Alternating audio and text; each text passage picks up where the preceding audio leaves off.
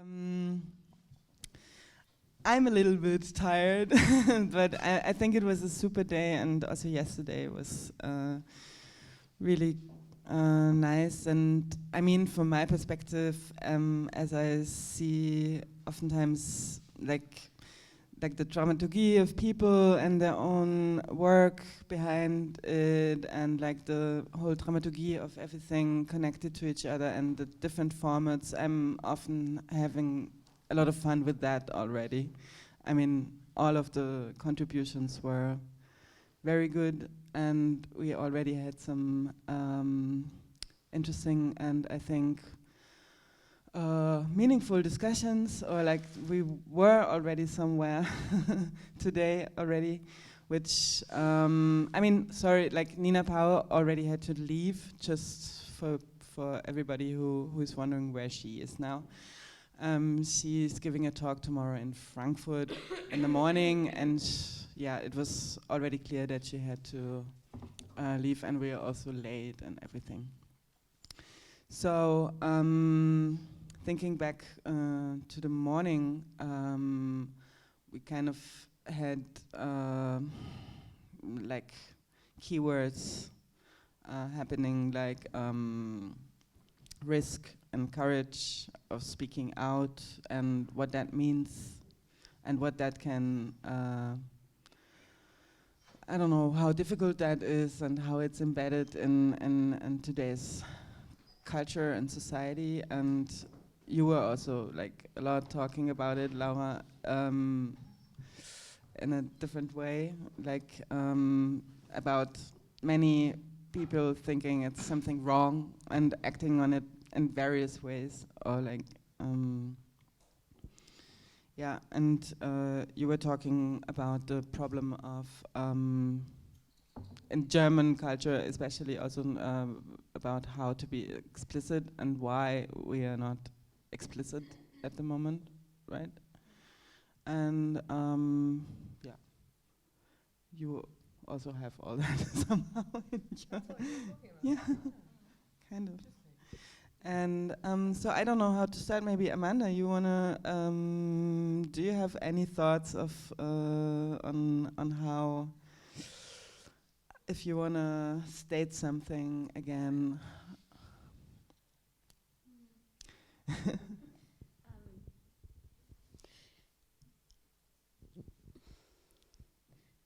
Well, I mean, I suppose, yeah, no, I mean, I guess it's worth kind of taking this invitation to think through,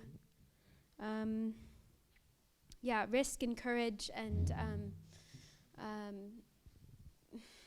I mean, I guess one of the questions, it's just a really naive question, really, kind of to your performance, you know, because of course the standard like spontaneous ideology is that, okay, well, you know, the reason that maybe we're in an age where like one wants to theorize like what courage is because, you know, we're all kind of hiding behind our computers, you know, with edgelords and trolls or whatever.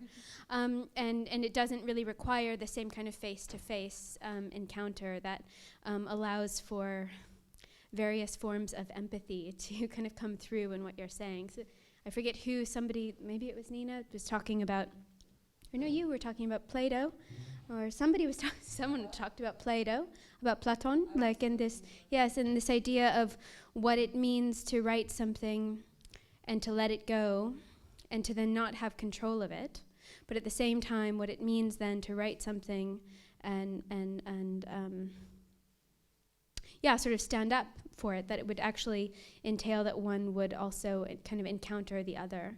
And so, I mean, I don't know, I guess that's like a pretty wide sort of issue, but I was curious to hear kind of more about like your project and what you think about the relationship to courage. Like, is there courage in the world of the edgelord? I guess.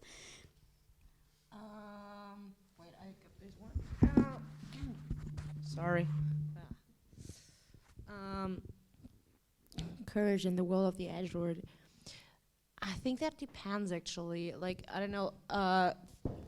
that whole thing with me and the edgelords actually started with like last summer semester. I was attending a class that was dedicated to the year 2009, and each of us had to contribute, on several topics. And I'm having a lot of fun in like several shit posting groups on Facebook, and one is called "We Pretend It's 2007 till 12 Internet." So there was actually like in this shit posting group was the first time where I realized like, oh my god, all the stuff that appeared to just be funny when I was a teenager is actually super fucking problematic. And from that I went to a book by Angela Nagel, who's like kind of like also theorizing exactly this kind of alt-right rage, and and so the interesting thing that she points out, or like two things that kind of caught me, were in the second chapter of the book that I read by her, she's kind of like going through the cultural history of edgelordism, and in a way later chapter she's so it's basically about like how this whole alt-right thing between 2008, 9 and 16 escalated to the point where they made Trump happen and stuff, but what she's also pointing out is not only the right, like the alt-right side, but also what happened on the alt-left in this case during that time. And coming to this point where this kind of like online bubble ideology goes to the point that no matter from which kind of ideological standpoint you started off, you lose all your empathy on the way. Can I ask? I just have a question, because like I guess that's the question, is it that you lose your empathy, or is it that like the format with which, you're engaging like becomes, because it seems to me like there's also, I'm not so educated about these things, but I think, on the one hand there's this sort of structure of like what you're talking about and kind of the edgelord and this phenomenon of trolling, but on the other hand there's also like at the same time this like massive manipulation of affect through like data collecting and kind of Cambridge Analytica and these whole like ways that it's not that we're losing our empathy, it's not that we're losing the kind of affective engagement, it's that it's being like so strongly manipulated based on like I don't know, a whole series of things that I'm not the person to be talking about this stuff, but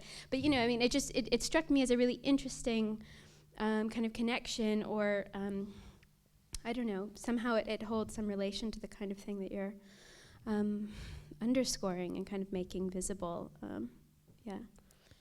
And I guess that's the thing, because like it's not. I guess that's the question: is like, do we become less empathic? Do we become less than courageous because like we don't have to confront the other face to face, or like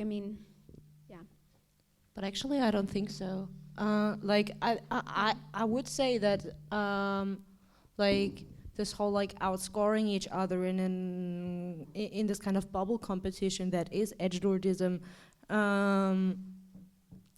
Like this is what kind of like, it also doesn't eradicate empathy, it just ignores it in a way in order to work.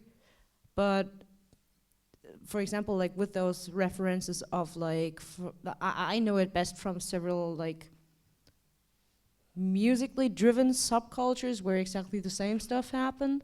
And so I don't know, I don't think that this is an online phenomenon, and I also don't think that just because the face-to-face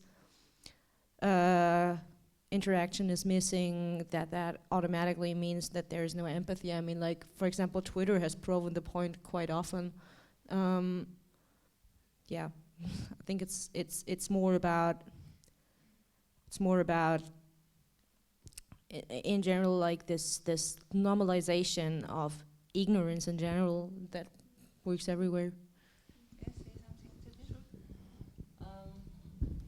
because when you were addressing, when I was saying this thing about Plato is actually this omission point. It's that you are not talking about the thing that is dearest to you in written communication, because the thing that is, he says the holy, but this is his language.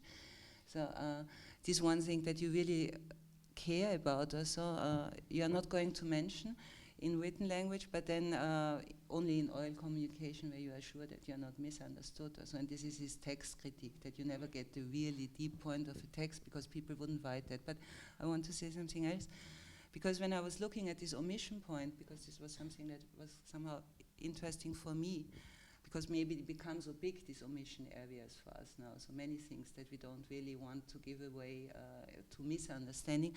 But then I found something else that is totally related to this empathy point, which is called omission bias. And I don't know if you know about this, what it is. Omission bias is something that is researched in psychology.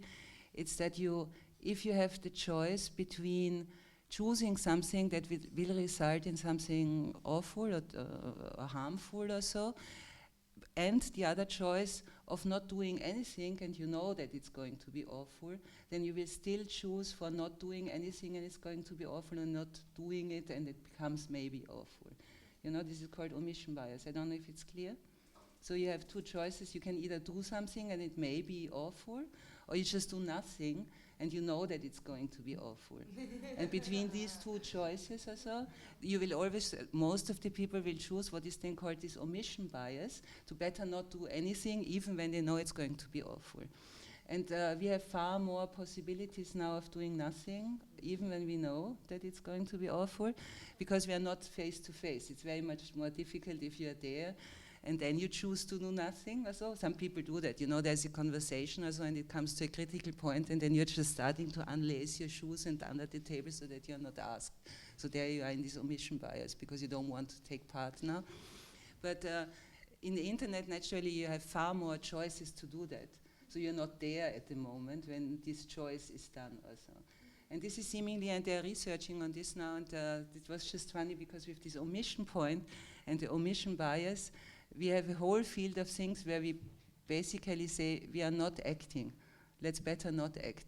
Either because it's too holy for us, holy again in this sort of, either because it's too dear for us and we don't want someone to, we don't want to raise a shitstorm on something that is really dear to us. And so we better not interfere also, because you could be hurt. So you're talking about the personal experience, but then you know things will come up. And these omission parts are becoming bigger and bigger.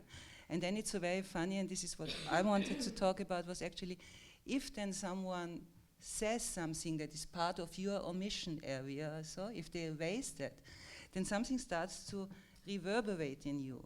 So you really get, this is a very strange feeling, and then you get this feeling of someone can say something, and this gives you actually the voice again, back again, to use these words again. And this is why I was saying explicit voices are so very important. This is why I'm so happy about yours.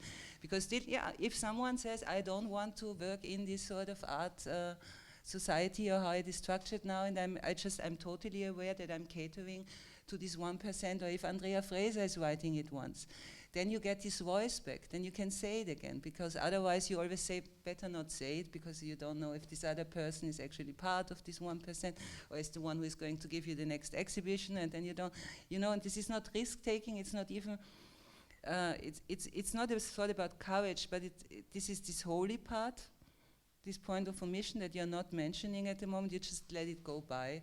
And you think, maybe I find a sort of, but if someone raises the voice, then you can already communicate. And this is what I was mourning a little bit in Germany at the moment, that you don't have voices, and not so many different. Do you know anything about, because I don't, but do you know anything about the sort of physical aspect of what happens in your body if you feel something like empathy?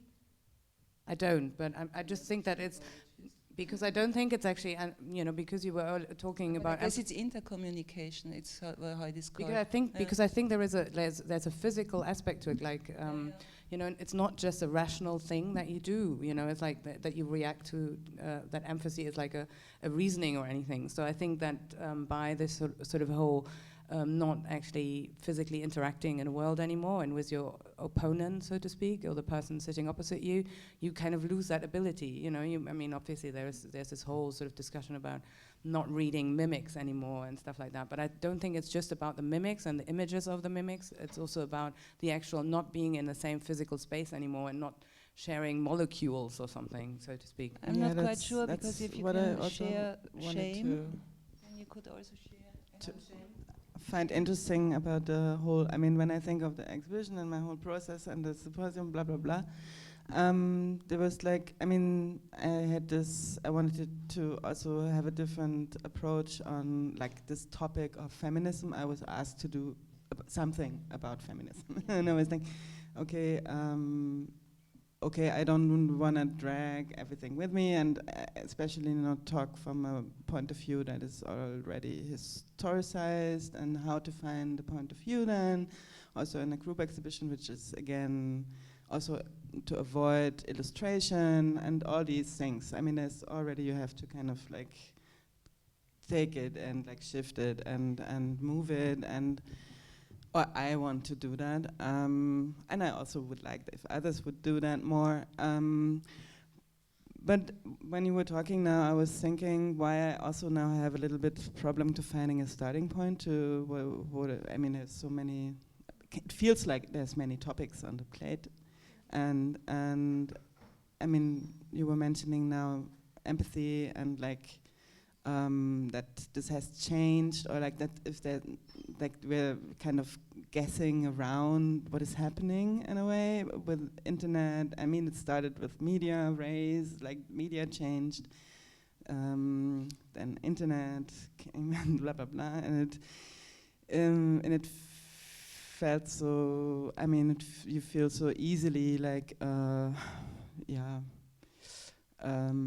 So it's unclear if there's still a possibility to take out that courage and to be explicit. And when you talk about explicitity, I think immediately about formats where I think it's still possible to be explicit, but in others not, or something. So my question would be, if we just take it all with us, what we know now, like what we kind of see, like all the places where we interact, like the internet and like more controlled situations like this, or like interpersonal exchange and all these various rooms and spaces, and just don't even try to distinguish. Or like there it works, there it doesn't work. I don't know. How can we talk about this? Yeah, well, so I mean, I guess I would want to fight a certain impulse that feels like it's maybe, and it was also there in what I was saying, but it just occurred to me that I actually don't believe it. Like I don't believe that like before the internet we had these like authentic arguments where we would confront the other, and the other, you know, like we would be totally sort of in some kind of symbiotic argumentative engagement that then would like be able to change us in a way that the internet fundamentally like ruptures. Like the point is that, I mean, in a way the internet can be kind of a metaphor, at least from my way of thinking, which is at the moment all through Lacan. It's an extension of what happens when we enter into language. You know, like being in language as such is always already being misunderstood. It's always already being separated from the person that you're engaging with. You know, like there is no immediate contact. Like I might think that there is because I have certain emotions, but those emotions get sort of narrated eventually, and then that, anyway, so I'll shut up about that. But I think that it comes back to this point, which I mean, I took to be at the heart of, you know, the title of the exhibition, which is, you know, we need more than one term for these big things. And it's that, it's precisely about naming that alienation one feels in relationship to the term, you know, and that there's something about feminism that both, you know, that like we have to be able to have an ambiguous relation to that term if we're going to take the place that you invited us to take, you know, one where it's already liberated, so that yeah, I mean, I don't know. So there's something about the way that,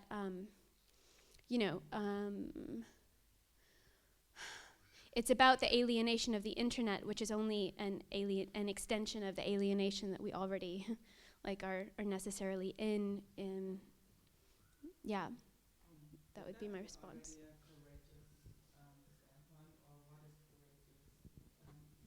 In your point of view, for example, in your point of view, what kind of level of courage is like? There is something that I tried to point out, which I found in this Virginie Despentes, when she was always saying my background in punk also obliges me to speak like this, and but also enables me to speak like this because we spoke like this, and this is how I found my language. Also. And then I thought so. One thing that is happening is naturally, and this is the difference to this other discourse that I was citing with Texte zur Kunst, that you must be prepared to lose control, that you don't know what is going to happen to this language. So you must be to some, and this is very hard for us to lose control naturally, this is hard for everyone, but out of drug usage, we know that it's better to do that in a sort of friendly environment with people who can stand it, whatever you are doing then when you are losing control, so a sort of backfoil. So she cites the punk movement, and but then this punk movement naturally, even for her, is now totally destroyed, and we cannot somehow build up something like the punk movement. But there needs to be some sort of a backdrop or a foil on which you can then afterwards lose control, but so that you can then afterwards be explicit. But then I was also thinking she has been deconstructing it, and under our circumstances in which we live, like our very hard and precarious living conditions, and like the little money that is even distributed on us also, it will be very hard to build up a form like this again. So I'm not so very much believing in communities, even if I like them. But I see it in Berlin, for example, in the smallest spaces. People are accusing each other of just using this sort of thing for networking and afterwards getting a career. This is, in the 90s, nobody would have been thinking about that, because, I mean, yeah, maybe you get a career, but then afterwards you get a career if you want. I mean, then you will see if this is nice. But now they are all falling apart because even these people mistrust each other, but only because of this precarious situation, because they know there is only so little. And this is what Virginie Despentes also says. In these 5 years between King Kong theory and Vernon Subutex, all of these people have been subjected to these living conditions that they have in Paris, like, you know, crumbling wells, and all of the people in the streets. And really lots of homeless, people who are coming, you are getting threatened all of the time, you want a job, you don't get jobs. And in this they have become totally separated, and in being separated, this backfoil of their community didn't help them not at all. All of them in their inner voices that were still resonating about this backdrop and about the future that was so uncertain, became these proto-fascists, because they were just alone with their voice. And then they only had this movement of a highway voice, but they couldn't use it anymore because they didn't have anyone to talk with.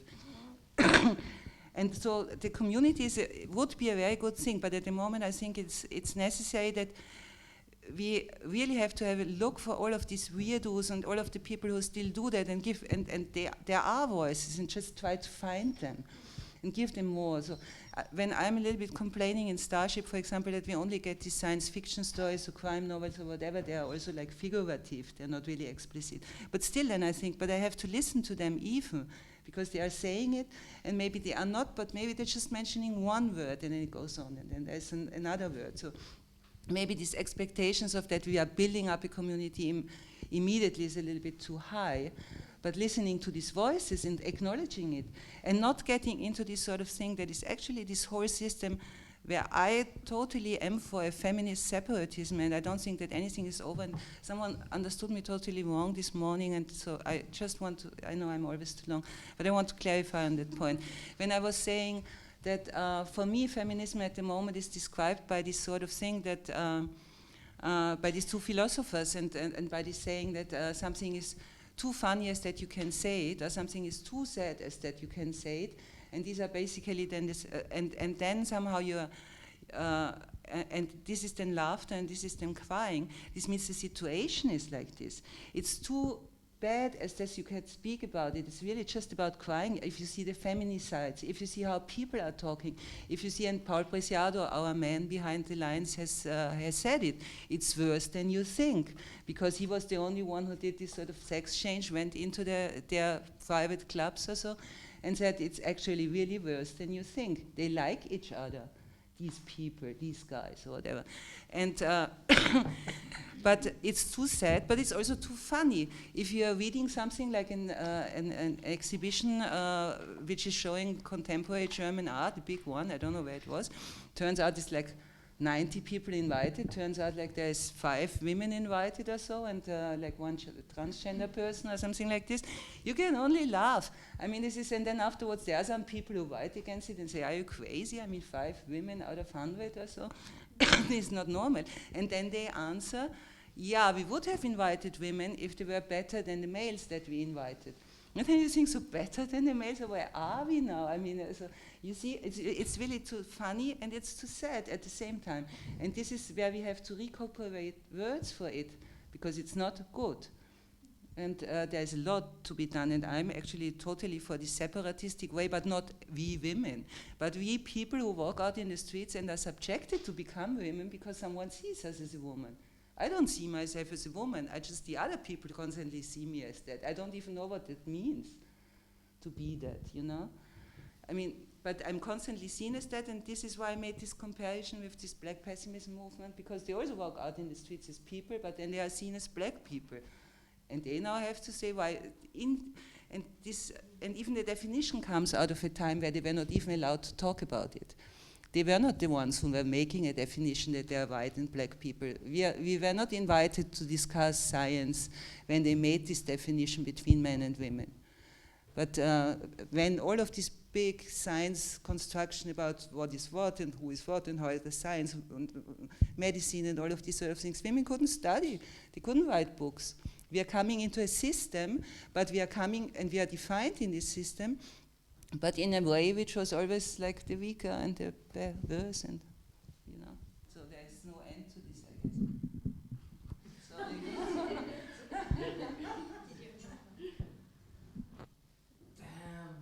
Yeah, damn. I think it changed already. Just look at the numbers, look at who is poor, look at, I mean, really. Sure, but that's something, yeah. Not in every aspect, but I mean, there's not so many. Laura. Yeah, oh my God, it's hard to collect my thoughts now. But okay, let's maybe try to do it. And then, also to the internet thing, I also wanted to add that, but it also adds to yours actually, and to this courage thing in a way also again, and the language thing that goes with the courage thing. So first of all, I absolutely disagree that the internet separated people. Like, to quote this great video, "What's wrong with capitalism?" Again, capitalism did. And like, it's not individual decisions that separate people. It's not individual decisions that, for example, makes people exploit each other. It's like this general system of exploitation that, and this is the worst that it did, I believe, making us believe that it is endless. Every ruling ideology that ever existed has ever stated from itself that it's kind of like, it always sort of built its own fictional infinity, and just to sustain itself in a way. And yeah, I don't know, that's sucking the hope out of every possible idea one could have, for example, for communities or whatever. But yeah, like, I don't know, I mean, when it comes to this whole, like, people exploiting their private contacts, I disagree a bit. I mean, like, I also have trust issues, it's not like that, but stating that I don't think that, like, this exploitation of friends and having friends would be an individual decision, but more, as I also said in my text, that I believe in that, is more also a thing that comes from a structural exploitation of community as a topic. also from a pirate experience, I would say that they're still, I mean, like, they're more loose-knit. It's not like, for example, back then, like, okay, we have the punk movement, blah, blah, blah. It's more bunch of similarly weird people who connect over that. And they can be, like, at least this is the beautiful experience that I could make. Like, it's rare, but it happens. And then there actually is trust. And then there, and yeah. And that goes back to this language thing. I think, like, this is, like, of course, it's planned to be misunderstood and stuff, but I once stated that, I don't know. So if the main thesis is that every word, regardless of speaking the same language, is ununderstandable in a way, then that must imply that every word is translatable. I don't know, at least this is what I think, because, like, I mean, basically that's translation work, at least to me. It's kind of like, this is how I view the way poetry is done, for example. It's like translating with your own language. And like, so, I mean, as you said, I'm not an expert of Lacan, but like, you say something to me, I say something to you, and I have to actually more think about like that you don't understand me than that you do understand me. But in a way, yeah, now you're nodding, yeah, right? And but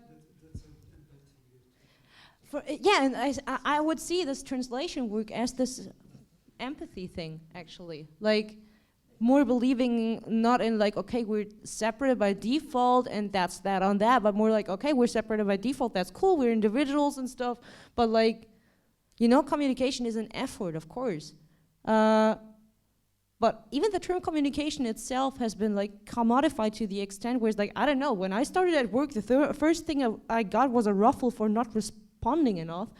And this unresponsiveness, or I'd more read it as, now I don't get the word, Verfügbarkeit.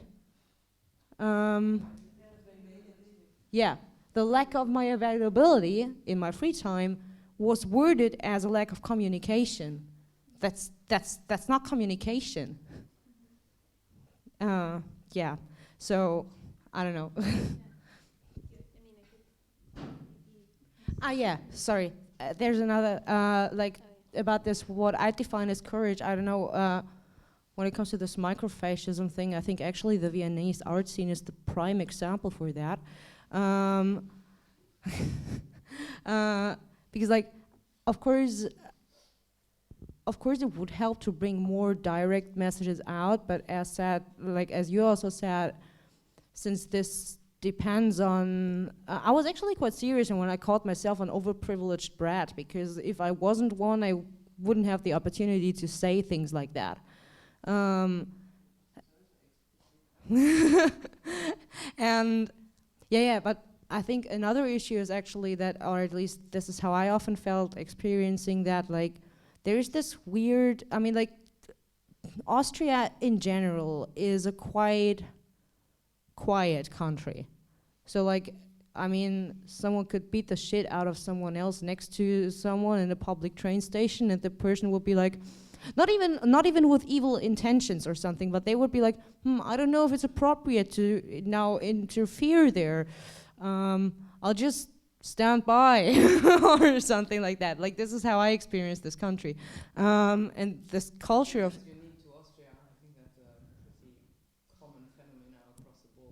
Yeah, it's still, like, I don't know, just from, or at least, I don't know, I think when it comes to this silence over everything, I feel it personally in an extreme here that, and I'm from fucking Germany, this is one of the coldest countries in the world. Okay, then, yeah. But still, like, I don't know, I think it's more this culture of silence that causes the problem. It's not the lack of loud voices, it's more that everyone, yeah. And, like, I don't know, I was once raging against this dude, this old dude who was giving a speech in my class where he was like talking about his artistic practice that is basically walking everywhere.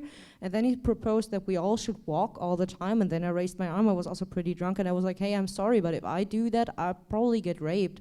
And no one said a word. And that was horrible. And yeah, my first idea was, okay, I'll never say anything again. Yeah, no. Just want to say explicit doesn't mean loud. I mean, it's two different words. Explicit can also be very silent, very quiet. Doesn't have to be loud at the same time. Maybe someone wants to engage from the audience? Or say something?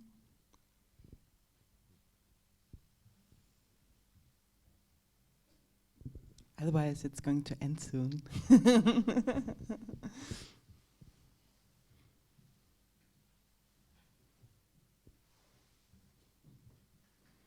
Okay, then it's ending now. Thank you all for doing a lecture here and being with me here. And thanks for the audience, and thanks to Angewandte. Yeah, you're welcome, very welcome. I feel blessed.